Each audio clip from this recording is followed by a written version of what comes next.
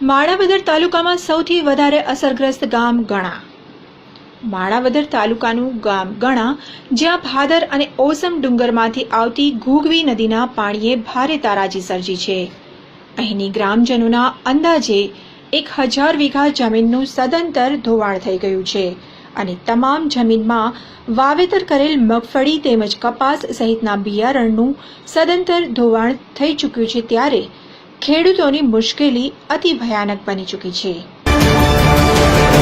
ખેડૂતો છે આ બધા લોકોને જે કાંઈ નુકસાની થઈ છે, આપના મીડિયા સમક્ષ આવી અને આ લોકો રજૂઆત કરે છે।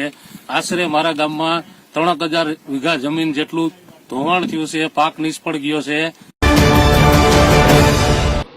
જ્યારે ગણા ગામની જમીનનું તો ધોવાણ થઈ ચૂક્યું છે, તો આ ગણા ગામની અમુક જમીનોનું 2-2 ફૂટનું ધોવાણ થતાં ખેડૂતો આ જમીનમાં પાછી ભરતી કરવાની પણ મુસીબતમાં મુકાયા છે। જ્યારે અમુક જમીનોમાં હજુ પાણીથી બેટ જેવા થઈ જતા પાણી ન ઉતરતા ખેડૂતો પાણી ઉતરવાની રાહ જોઈને બેસી રહ્યા છે। જમીનોના ધોવાણની સાથે રસ્તાઓ પણ ધોવાઈ ગયેલ છે, જેથી હાલ અમુક રસ્તાઓ પર સાયકલ પણ ન ચાલે તેવી પરિસ્થિતિ સર્જાઈ છે।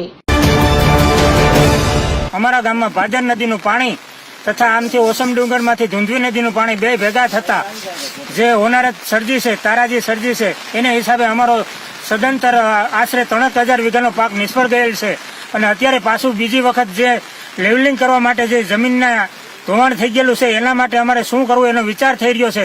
તો એના માટે સરકારશ્રી તરફથી જલ્દીમાં જલ્દી આ સર્વે થાય અને તાત્કાલિક સહાય મળે તે પછી જ અમારે બીજી વખત અમારે વાવેતર થઈ શકે તેમ છે। એટલા માટે રસ્તાઓના ધોવાણની સાથે જીબીના પોલ પણ ધરાશયી થયેલ જોવા મળી રહ્યા છે, ત્યારે ખેડૂતોની આ દયનીય હાલત બની ચૂકી છે, જે અને ખેડૂતોએ પંચાયત પાસે જઈ સરકાર સહાય કરે તેવી માંગણી કરી રહ્યા છે। હાલ ખેડૂતો સહાય માટે સરકાર પાસે કરગરી રહ્યા છે, ત્યારે માણાવદર તાલુકામાં સૌથી મોટી તારાજી થઈ છે આ ગણા ગામે।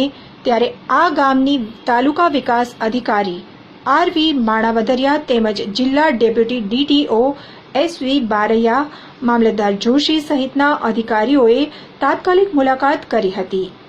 ડેપ્યુટી ડીટીઓ સર્વે માટે જુદી જુદી ટીમો બનાવી છે અને સર્વેની કામગીરી શરૂ કરી દીધી છે।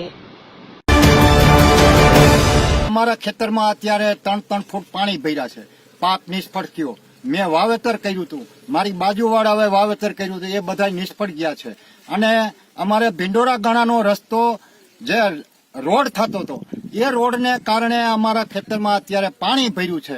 તો એ પાણીનો નિકાલ અમારે ક્યાં કરવો એ તાત્કાલિક અમને એનો ગમે એ ગટર વ્યવસ્થા આપે અને રાજમાર્ગ ઉપર અમને ગટર વ્યવસ્થા આપી અને અમારા પાણીનો નિકાલ કરે, નહીતર અમારું ખેતર વવાહે નહીં અને કાં હું